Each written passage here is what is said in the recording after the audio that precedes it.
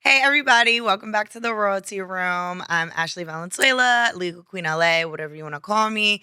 Today is going to be interesting. I am doing something a little bit more personal, a little bit more mental health focused, because I really do want to get back to that.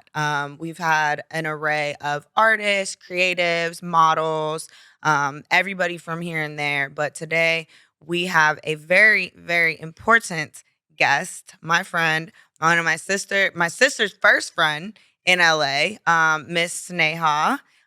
Welcome to the Royalty Room. Thank you for having me. I'm excited. I'm happy that you're here. This is, again, it's going to be a little bit more personal. Sneha is a student therapist. Mhm. So, what we've been talking about is diagnose me.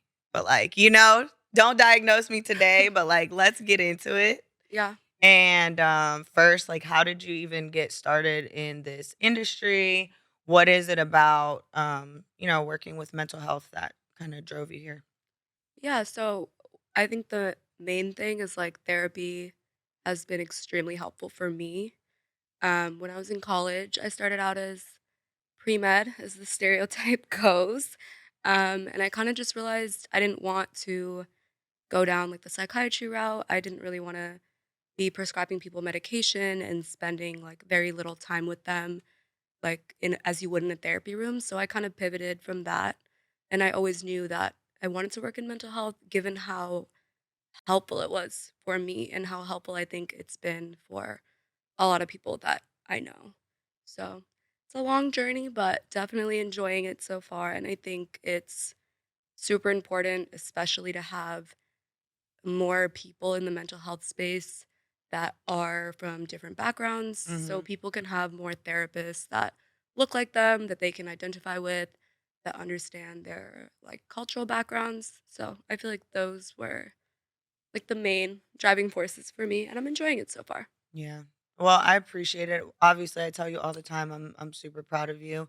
It's a huge undertaking. This girl, if you can imagine, she'll be in class for 10 hours a day and therapy for 10 hours a day, doing, Yeah. sessions and then homework and then write-ups and all these things. And it's just like, how do you fit 40 hours in one day? I don't Yeah. understand.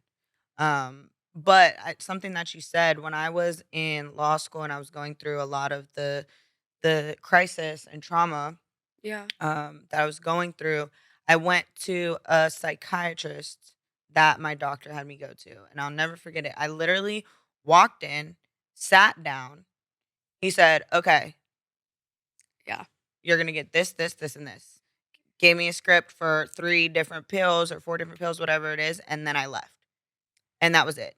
Yeah. Didn't ask me one question, didn't ask me one thing, didn't care who I was, where I was coming from, literally anything. They're like, "Yeah, let's medicate you and get you out of my office." And I was just like, "That's giving sus." Yeah. And I really didn't that's what I'm saying. I really didn't want to do that. I think funny enough, therapy is what helped me realize that if I was gonna go down that route, it would have been more to appease my parents than to Mm, do it for myself, so that's big.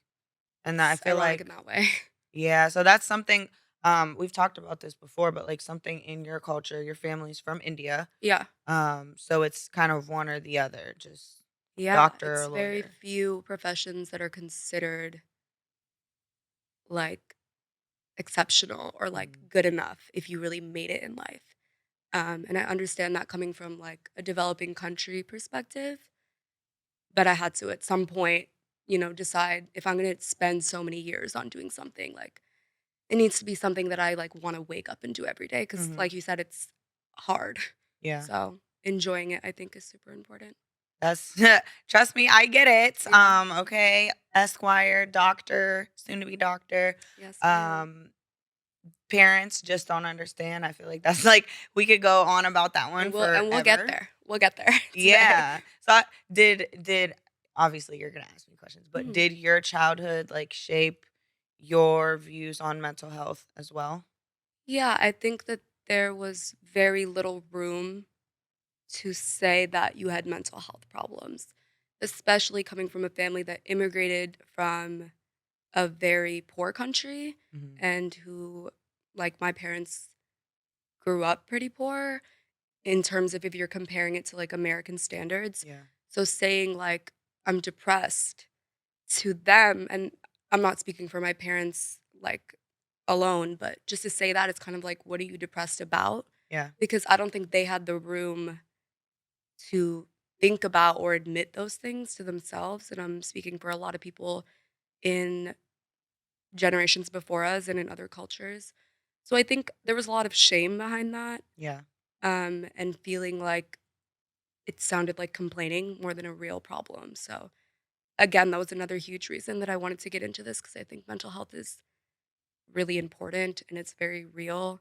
And people are often struggling with things that you would never know Mhm. from meeting them. Like if you think about it, everyone you meet today or tomorrow is a certain version of themselves.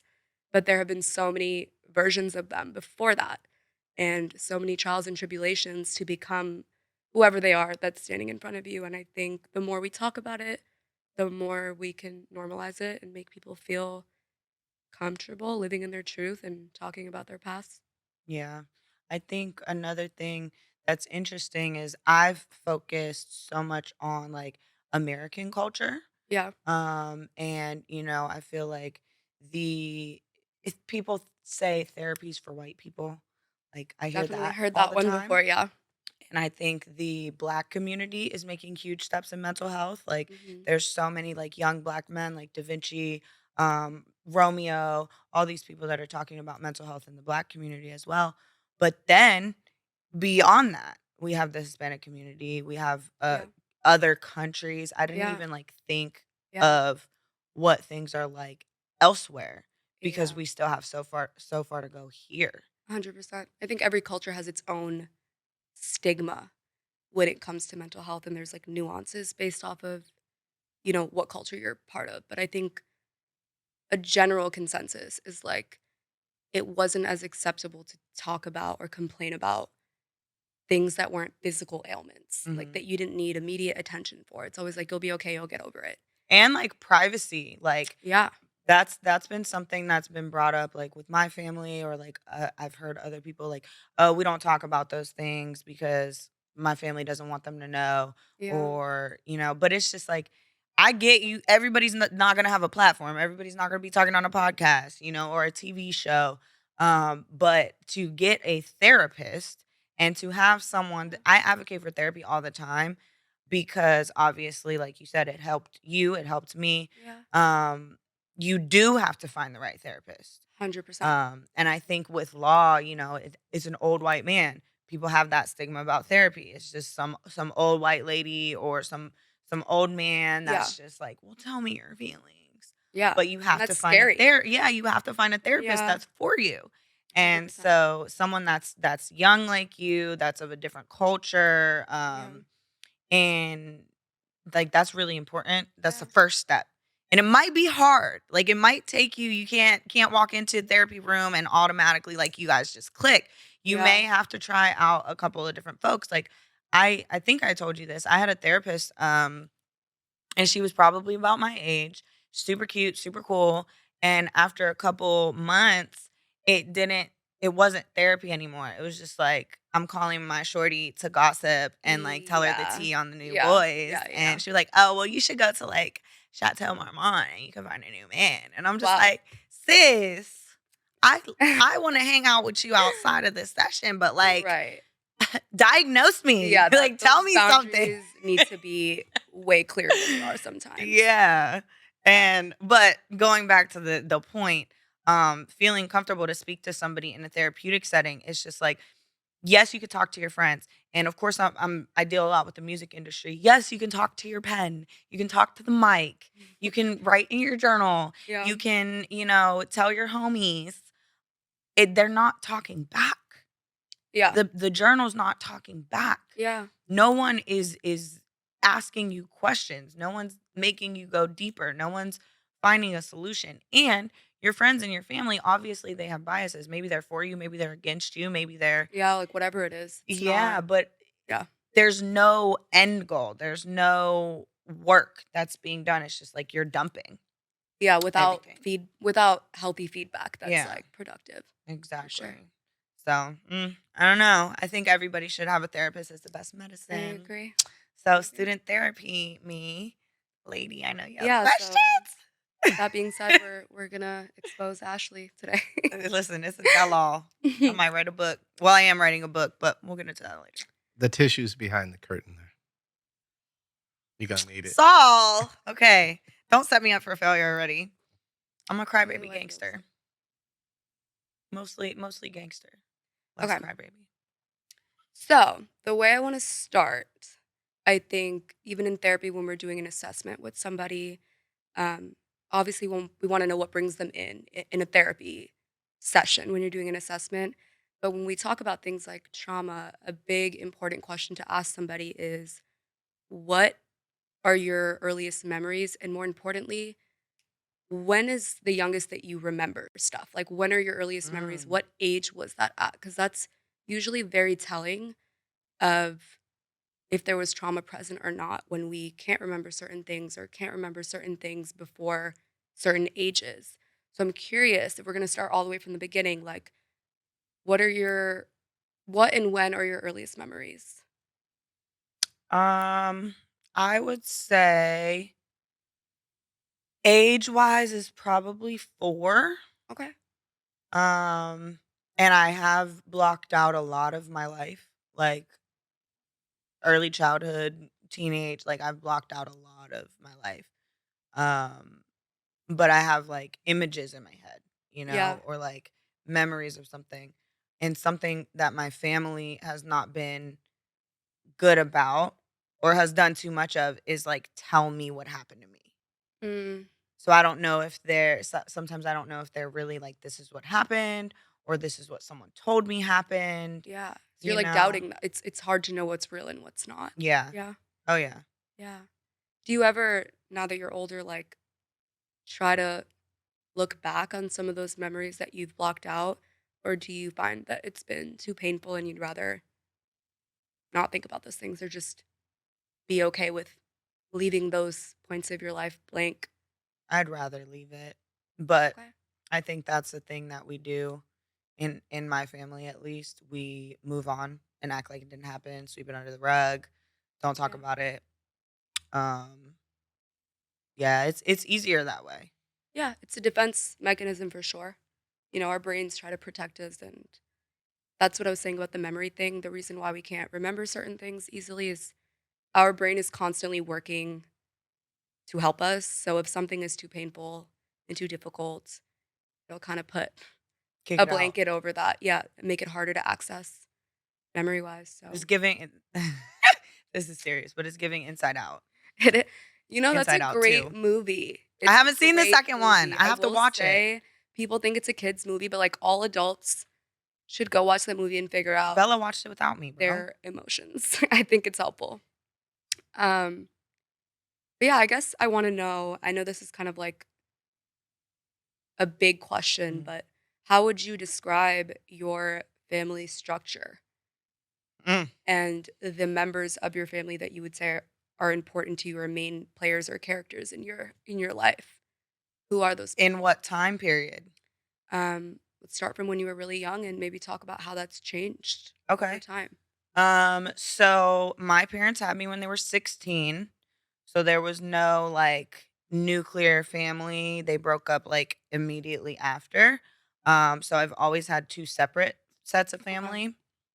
And so it's my mom, her dad, and my step grandma, and then her mom and my step grandpa, and all of like the extended like cousins, uncles, Yeah. etc. And then on my dad's family, it's been my dad, his mom, and my two uncles. Okay. Like that's like as nuclear as my family gets. Okay. And then a million cousins and aunts and uncles in Honduras. Yeah. Makes sense. I think it sounds like a blended family was always your normal, Yeah. like from when you were really young. Yeah. And it's always been like I've had two separate lives between families because one's in Pennsylvania, one's in Florida, Yeah. and I've been back and forth so much. And like my friend group up here and my cousins down here. So I've always been split between two places and two families. But over the last, I would say 5 years, My mom's side of the family has completely, like, disintegrated. Okay. And so you probably have heard me talk a lot about, like, Pennsylvania being traumatic.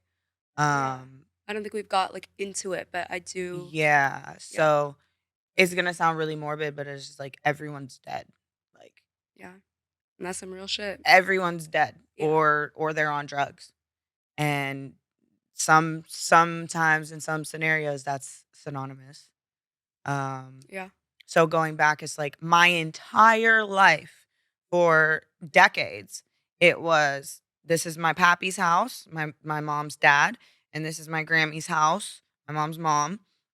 Both of those houses aren't the same anymore. My pap is gone, my grandma's Yeah, gone. And we don't like it's not home anymore yeah, at all. yeah, My mom doesn't have the home. Like my favorite aunt, where I spent my entire childhood for fun, she passed away. Like that house doesn't exist. So it's just like there's no. I'll stay in a hotel yeah, if I go back home. yeah. So would you say that Florida is more reminiscent of, like, what you would consider home to you? Now, yes. And Okay. it's crazy to say that, and it's crazy to think that because my entire childhood, up until I was probably like 20, 21, all I wanted to do was go home to Pennsylvania because my cousins are there, my mommy's there, my friends are there, my it's a free for all, my aunt, it was just so just blissful Yeah. as a child. And my sister lived in Pennsylvania my entire life. I lived in Florida from like maybe like 9, 10, something early like that, but I was always back and forth, and I just Mhm. begged and begged and begged to be in Pennsylvania because I wanted to Yeah. be with my sister. Yeah. And I remember one time I got to move back home, in the ninth grade, I went to live with her, and they broke down the wall between 2 bedrooms and made us Mhm. this, like, gigantic bedroom. We That's got cute. bunk beds That's and, really like cute. yeah, we both grew up as only children, and that was, like, the only time we Yeah. had to, like, be sisters. Yeah. And I think, from watching you guys, I know that you and your sister have, like, a very special and close bond, and it's very beautiful to see, and I can imagine, like, being back and forth kind of complicated what would have been Mhm. maybe a normal everyday sister-sister relationship living in, like, one household in, Yeah. like, a nuclear family situation. Um, It was tough, and I feel like that kinda put strain on our relationship because, again, we both grew up as only children. yeah. But back to my earliest memories, when I was 5 years old, my mom went to prison. And before that, we were, my sister doesn't really remember much of this because we're 3 plus years Yeah, apart. yeah, yeah. But I'm 5 years old, and we're living from projects to projects to projects. There's probably, like, 4 in our town. We didn't live in every one. And Yeah. my earliest memories are me being at home feeding her. She's 1 year old, she's 2 years old, and we're finding, like, candy and things in the fridge and in the cupboards and stuff, and my mommy's gone Yeah. for a couple days, Yeah. and I'm 5. Yeah. So that is just like that's where we started. And fast forward 20 years later, my mom had another set of kids that are the Yeah. exact same ages apart, Is you and your sister? going through the exact same things. And the older sibling is momming the younger sibling. And it's literally deja vu. Yeah. It's fucking That has to be scary. traumatizing having Oh to my God. watch that. Oh my god, it's so scary to me because I'm watching myself grow up. Yeah, that has to be really tough and Yeah. emotional. It's it's crazy because it's just like, "Damn, bro, 20 years later, it's the same story." Yeah. But we gotta deal with it. Like, Yeah. we gotta like, this is Like, our it is what life. it is, yeah. And so it's just really because 'cause I've moved on from a lot of stuff, like I said, sweep it under the rug, throw it out, whatever, lock it away. Yeah. And I've forgiven everything that's happened to me. I'm past it. Maybe because I forgot about it, maybe because I don't. But then I'm watching it happen Again. to my kids, which my brother and sister, if anybody knows me, those are my kids, like, period. I'm watching it happen to them, and it's just like, I'm mad for them. Yeah. And then I'm just like, "Wait, am I mad for me? Am I I think like?" it's both. Yeah, it's really, I don't know what to say other than like Yeah. deja vu. It's scary. I think it's both. I think you have every right to feel anger about that, and I can tell that there is some rage there with, especially having to watch that with your own 2 eyes and kind of feel like Mhm. you're watching yourself. That has to be, like, a very, like, out of body experience, Hell yeah. literally. Um, and I heard you say, "Those are my kids," and that was gonna bring me to my next question is, I know that with you specifically, you were parentified at a very young age in that you had to take on a parental role as a child.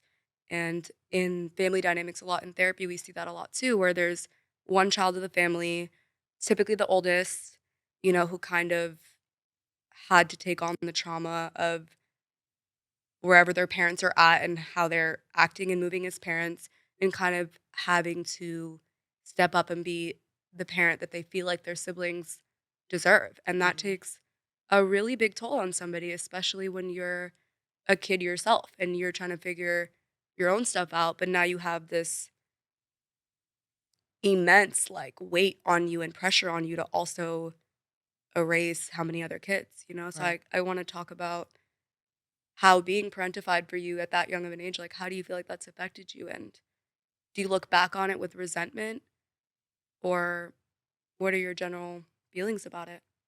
Um, I don't know about resentment. I never thought of it that way.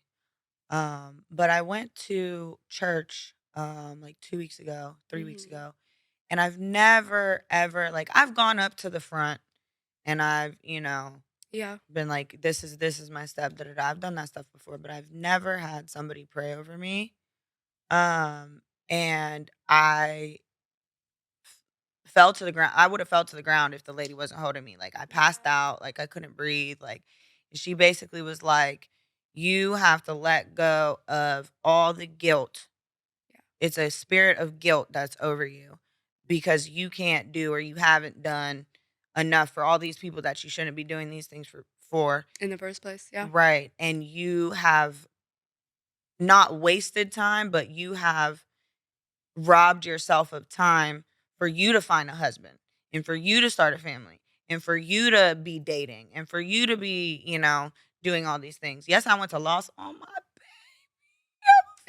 And she's so cute. Shout out Belle. Can we talk about the fact I took my baby girl to the Kids' Choice Awards, bro? Like, just imagine, like, And that that goes to shit is show. That crazy. goes to show. That shit is crazy, man. I think you've worked really hard to give her a better childhood experience than you've had, and it's extremely admirable, and we all know how hard you work, and I know that you don't regret a single minute of Mm-mm, anything you're doing for your siblings, mm-mm. and I think you're right, the guilt that you feel, there's never gonna be enough that you can do to not feel it because the ceiling is very high of, Yeah, like, what you want for them and what you want to be doing for them, and one person can't realistically, give a perfect childhood yeah. to Or fill people. the void. Or Yeah, fill the void. My yeah. sister, Nina, the one that's out here with us in LA, she brought up this idea of overcompensating. Mm, mhm. And for me, I'm just the parent. I'm the parent of all four of the kids and myself and my mom. Like, in my dad's side of the family, they still treat me like I'm 12. Like, "Daddy, where are we going for lunch today?" You know? Isn't that nice, though? It's so nice, but it's also strange. Yeah, it's a really crazy dichotomy to be living in. It's 2 Yeah. worlds at the same time. Yeah, because on that side, like, even though I have my little nieces now, um, I'm, like, the youngest of our generation. Because even though, like, my dad is my dad, like, Yeah. my grandma had my dad and my 2 uncles and then me, like, that was our entire life. So my Mhm. grandma's, like, the head of the family, and then there's the 4 of us. I'm her only girl. Even though she's Mm. my grandma, she's my mom. So it's always just been, like, I'm the baby. Even though we have the girls now, Like, I'm never, ever, ever in that parental role. Like, my brother's younger than me too, Yeah, yeah, yeah. but we're kinda, like we're grouped together. We're, like, 3 years apart as well. So, we're never ever in a position like, we're paying for the dinner at Christmas, or and on my mom's side of the family, it's like, now that my grandparents aren't here, now that life has changed, like, it really is just me. Yeah, Like, and as much as I can be like, "Well, damn, I should do more, blah, blah, blah." Like, I don't have a choice yeah, but to do more. And people have been telling me since I was 20 years old, you need to be selfish. You need to be selfish. You need to be selfish. What the fuck does that mean? yeah. I've never had the luxury or the To be opportunity to be selfish. selfish. Yeah, And it wasn't a choice. I didn't choose this, but it is what it is in that way, because I don't know how to be anything else yeah, than selfless. Or like the other day, my mom and my brother and sister and everybody was here because of the baby being born, yeah, yeah. and I made one of those like pasta dinners. I Mm. gave my mom, my brother, my sister food, and then I went and like started like making pizza rolls or something. And my mom was like, "Why didn't you eat? Why aren't you eating?" I was like, "Well, there is no more." She was like, "Don't piss me off. Like, are you serious right now?" It's such a natural, like, thing for you Right. that you're not, like, thinking about until I think somebody else points it out. Yeah, and I'm just sitting there like, "But did you eat though?" Right. So Okay what are we talking right. then. My Yeah, job's done.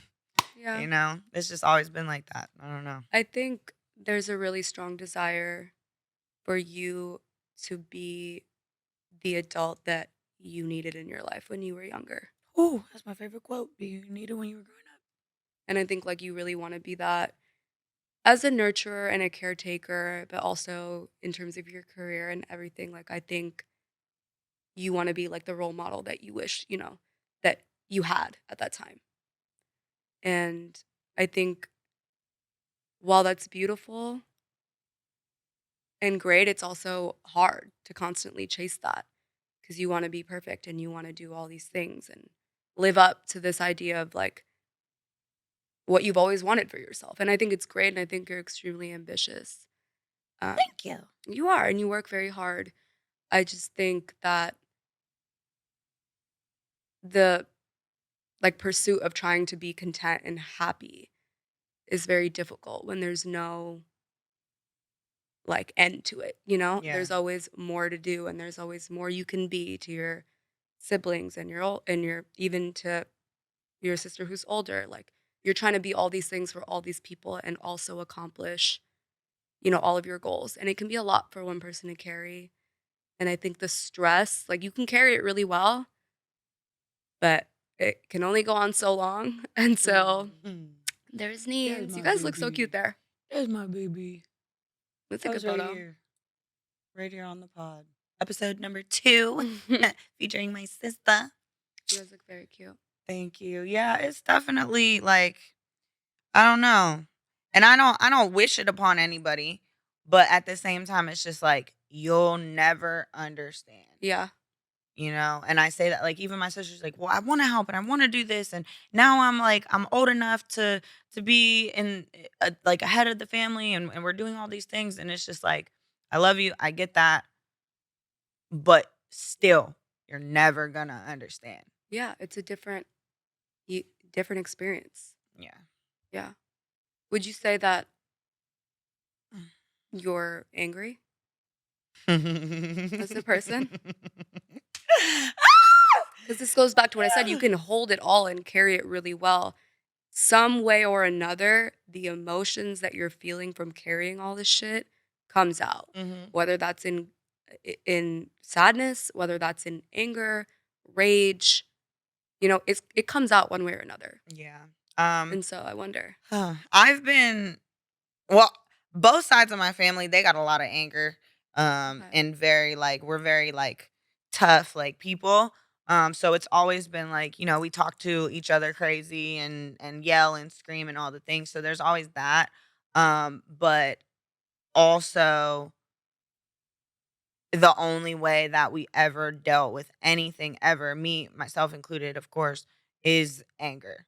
Like there's no other emotion. Um, Especially my dad coming from a third world country, like Yeah. now he's completely like transitioned into like this cute little abuelo. Cute. Now that I have a baby niece. But it's always just been anger. That's the only thing. And Yeah. of course, that is what I've been filled with. And it took another really, really terrifying traumatic situation about 2 years ago, 2.5 now, for me to really realize like, whoa, I don't ever want to make anyone feel like that ever again. Like there's no possible way I can make someone feel like that. Absolutely not. So that was kind of my wake up call, even though it really fucked my life up. It was kind of like something good came out of it because then I really like internalized my work on Yeah. myself. And there's no other way around it. Like you have to get this shit under control because people are scared of you. People don't want to tell you Mm. things. People are, they get tensed up when they hear your voice coming or you're walking down the Yeah. hall. Like that's not a good feeling. Yeah, I could be intimidating. I could be, she's the boss, she's the Tough. queen, Yeah. whatever. But to be scared of me, Yeah. like that shit is upsetting, you know? Like even the kids, like I don't want to yell at them. I don't want to yell at Isaiah when he doesn't listen. I can't even remember a time um actually I do. Whenever I was, and I don't know if I told this story here or on my anger write up that the mental health storyteller did, but I was teaching Bella preschool like homework when I had custody of her, and I started yelling at her because she was just like, "Oh, I don't know, I don't know," and she want to be cute all the time, and I'm just like, "Get it together! Like, what are you doing?" And I'm yelling, and now she's crying, and now she doesn't want to do homework, and now she doesn't want to talk to me, and now she doesn't want to do this again tomorrow for the next homework. And that was also a wake up call because it's like that's what I dealt with when I was growing up, when I didn't know how to do math or whatever, Yeah. which still don't. That's why I'm a lawyer. It's okay. But and those were just kind of things like, damn sis, you really got to get it together because you, Yeah. as nice as I am, like I'm way too nice majority of the time in a majority of the ways, but like when I'm angry, I'm very mean Yeah. and I don't want to be mean. Yeah. I think it's a tough pill to swallow or to like look at your own actions and not like recognize, the person who did those things and being like, was that me? Like, did I do that? Right. That's hard. But I think it's great that you're able to be honest about that. Yeah. And The first step is what? Acceptance. Mhm. I accepted. I'm not going to claim it. I had a problem with Yeah. anger. But I'll talk about these two books all the time. I got a book Oh yeah, I called saw them. Yep, I've Yeah. been working, okay. I got an anger control workbook. Anger literally it's called the anger control workbook and you fill it in every time you snap on somebody, every time whatever, there's a chart. How angry did this make you? What was the outcome of that? Yeah. How did it hurt other people? What was the trigger? But it also is a book that you read on like what anger actually does to your body. Oh, it's killing Yeah. me. It's for Yeah. sure killing me. Yeah. And then the other book is Yell Less, Love More. And my challenge of the book is to go 365 days without Right. You yelling were at telling me someone. about this. And that means yelling at someone, like at someone, not yelling because my ass is loud, but yelling at somebody. And I have failed a couple of times, and I start back at day 0. But the longest I've gone since I started this book is 3 months without yelling at That's still a somebody. big accomplishment. It's huge. It's It huge. is. 365 days, that's a big chunk of You got change, There's always room to keep working. Yeah. So every time I go back to day 1, day 2, whatever, it's just like, let me be nice. Breathe. It's gonna be okay. Like last night, I could have definitely spazzed on somebody, but I didn't. I just Oh, sat yeah, there that's like, true. You were telling me that story, and mm. you handled it well. It's growth. I'm proud of you. Thank you. Thank you. Um, Um, I wanted to ask, so if all the things in your childhood, let's say if you were completely somebody else in terms of didn't go through some of the adverse experiences that, you can't really look back and be that fond of. Is there a certain vision or plan for your life of how you want it to be right now? And how is that different from where you are right now? mm, that's a crazy deep question. Um, I feel like my biggest issue right now, outside of like really getting a hold on my like the way I treat people, which I have come like a tremendous way in the last 2.5 years. Like I've like really got that together. But Yeah. also, um, I feel like a lot of my childhood stuff left me with a lot of abandonment and attachment issues. Yeah. So that's something that I want to be different. And that's not necessarily something I can really change per se. You can work on it, but our attachment styles, we form them when we're really young. Right. And I used to when I before I went to law school, my focus was family dysfunction and child development. yeah. So and obviously I wanted to know like why am I so fucked up? Let Yeah. me figure it out.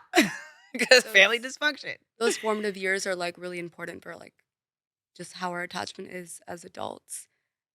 It's not all the way bleak though, like it can be worked on, but in order for it to change per se, it takes a lot of work and a lot of honesty with yourself, recognizing why you are the way you are before you can try to change to something else or to be more open to something else. And I think your initial reactions or your initial tendencies in a relationship goes back to your attachment. So like Mm, catching those in the mm, moment, which is really hard mm. because we all are just the way that we are, right? Like Right. it's hard to counteract that, but it can be worked on. It can. Yeah. You don't look too confident about that one. We'll figure that out. I guess that's what I want to see change and stuff. I don't want I know for sure what I don't want my kids to go through or what I want to do different than my parents for my kids. For sure. But I guess it has to start with doing that stuff for myself and like Yeah, um finding someone that is compatible with what I need. 100%. Cuz generally like you get attached to somebody who's going to do the same exact thing. Yeah. Yeah, and then it just continues and continues. I know that feeling. Sometimes you got to get sick and tired of being sick and tired. Mhm. I'm Like, tired and I'm sick okay. of these people. Okay. But I damn, I feel like we could literally do this all day. But I told myself I would be conscious of the time. yeah. You know, I some have a newer good, generations don't have the ability to sit here for an hour, so we gonna keep it's true. it short and sweet. It's true. I have But I love y'all, Gen Z. I love y'all anyway. one little question for Yes. you to close it out is I think, what do you believe the general perception that people who maybe aren't close to you have of you? And what do you want people to know about you that you don't think that they do? Mm. Like personality wise, in terms of how you love, how you care, like what is something that you wish people were able to see about you more clearly that you feel like maybe they don't? I think I recently had a conversation where someone was telling me like all of the stuff that I do. Like I have my law firm and I manage two artists and I take care of the family and I love my family and I love my friends and I do this and I do that and I do the podcast and I talk at schools and blah, blah, blah, blah, blah, blah, blah, blah, blah. And they're like, but you're not really creating space for, what you say that you want. First of all, First of all, I do all those 600 things better when I have someone next to me. Yeah, You know what I mean? yeah, So like I think I've been hearing a lot about like relationship dynamics like nobody wants a smart girlfriend or nobody wants, this or nobody wants that, but it's just like the fact of the matter is, just because I have multiple degrees and just because like I'm like I just happen to be really intelligent, like I wasn't an athlete. I don't have an athletic bone in my body. I wasn't, like a musician, I'm not a singer, I'm not a rapper. Like I read well and I write well. I'm an Yeah. attorney. I talk well. So it's just like just because I am that doesn't mean I also can't be, you know, a a wife or a girlfriend. 100%. And that like kind of just pisses me off because it's just like, what are you in the 1920s? Because Yeah. like it's 2024, buddy. It's very, very annoying. I could do it all. I could do both. And then the other thing is like people just really, really, really, really, really, really, really, really think like my life is just all sunshine and rainbows. And it's just like, I'm so glad that it looks that good. You wear it well. Thank you. And I tell people all the time, they're like, you're doing so great and you're doing this and I da da da da and you drive this and blah blah blah. And I'm just like, if you only knew. Yeah. And because of that, no one ever like asked me if I'm okay. Mm. No one ever like thinks I need anything or even a hug or a call or a lunch. Like literally people just Yeah. really think like my life That is you're just just good. that Yeah. good that nothing is ever wrong and everything is just always perfect. And that is just like it leads people to just never Think quite about like you. exactly. Yeah. Exactly. And I had to tell my mom that recently because we had like a lot of conversations we've never had before. And it's about this person, it's about that person, it's about this, and it's about that, and it's about hours and hours later, I was like, by the way, Mm. no one's ever once this year, not once, asked me if I'm good. And that's crazy to think Like, about. Yeah. but I mean, I'm really just her and it's okay. But I guess those are the two misconceptions.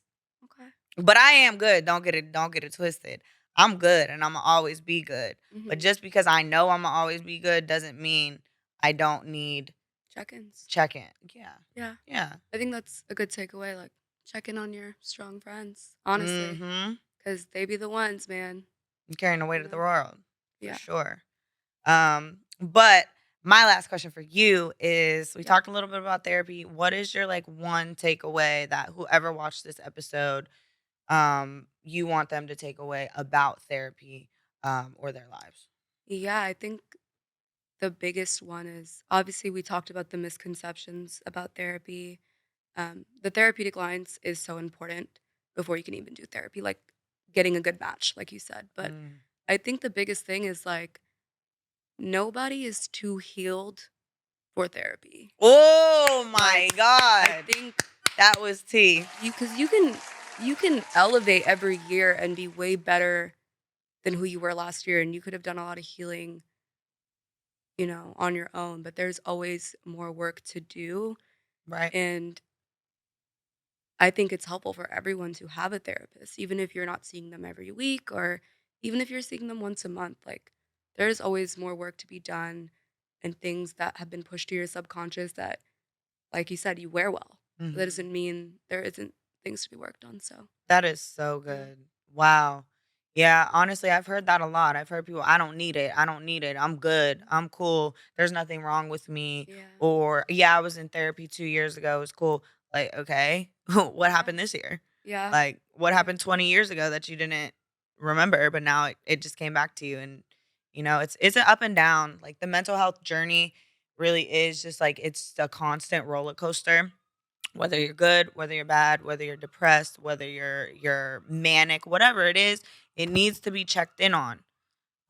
So like seriously, thank you for Yeah. having this Thank you conversation for with having me. me. This was fun. Yeah, definitely something different, but this is Sneha and she's about to be the greatest therapist. So if you can Thanks. somehow manage to book her whenever you can. When do you 10 months. Okay. So So soon. after, yes, end of next year, like y'all gonna have to find her and book Yeah. her. She's really great, obviously, if you can't tell already. So This is the Royalty Room podcast. We talk about entertainment, we talk about law, and we definitely talk about mental health. So follow us on all 100%. platforms. Legal Queen LA. Sneha's at name is Sneha.x.x. right Easy there. to figure Okay. out. Yeah, I was like, Thank I you, don't think anyone Saul. knows how to spell that. No, that's good. So make sure y'all follow us, like, comment. And if you have questions, like I really do want to be a little bit more involved. Like if you have questions, comments, concerns, thoughts, whatever, if you want to talk shit to me, about me, with me, let us know. And we'll see you next time.